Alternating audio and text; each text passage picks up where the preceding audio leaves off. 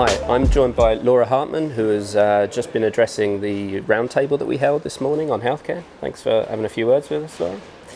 Thanks. If I dive right into the questions and ask, one of the things that you mentioned was that if you were looking in your system to control costs, then you said that perhaps opening up services to patient choice might not be such a good step. Why was that?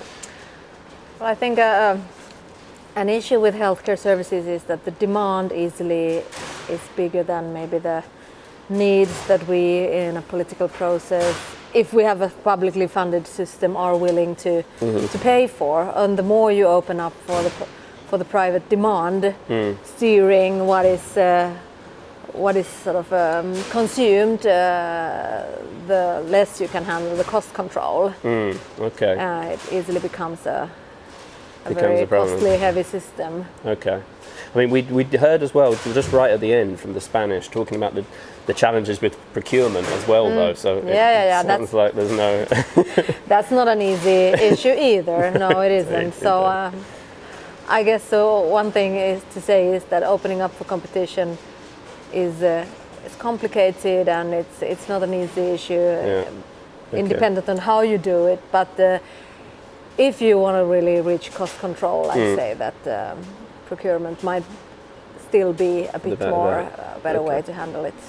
Okay, and then one of the other points that you made was that you were saying that you would advise people to always have in mind that they have a sort of a large public sector provider as part of their provider side. You want to walk us through that? Yes, I mean, if we have a system where we do want to have equal opportunities, we want to make sure that there's a capacity enough to take care of all patients, again, according to those prioritizations that we have made. Sure.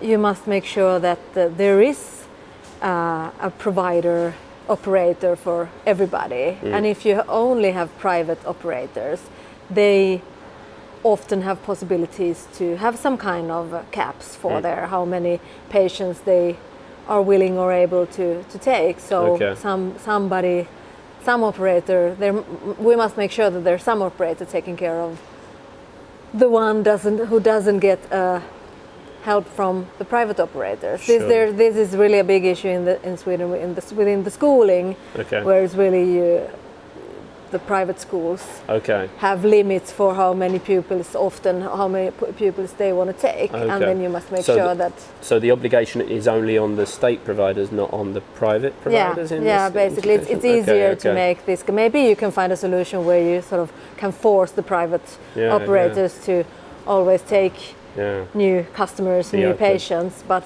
it might be easier to put that on a public provider. Of course, then you open up for this question of level playing field. Sure. Should the same rules apply for private and public? Yes, you might say from a sort of a pure competitive point of view. Well, no, if it's the same service. If you say that somebody the public provider must have some extra, independent on who it is, but if somebody has to really have an extra capacity in order to, in a short notice, to take extra... That's not cost free. Yeah. Okay. Thank you very much. Thank you. Thank you.